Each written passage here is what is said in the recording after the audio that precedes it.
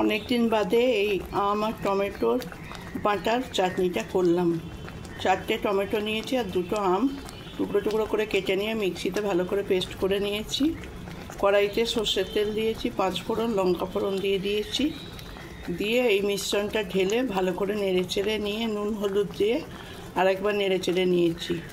একটু ভাজা ভাজা মতন হলে গুড় দিয়ে দিয়েছি, আখের গুড় অনেকটা, যে যেরকম স্বাদ অনুযায়ী খাবে।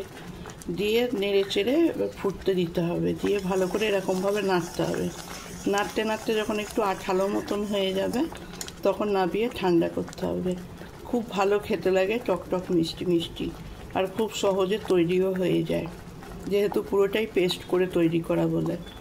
অনেকের এরপর ভাজা মশলা দিয়েও খেতে পারেন নিজেদের টেস্ট অনুযায়ী। 5 ফোড়ন আর শুকনো লঙ্কা শুকনো খোলায় ভেজে গুঁড়িয়ে নিয়ে ওপর থেকে ছড়িয়ে দিলে পুরো আচারের মতন খেতে লাগে।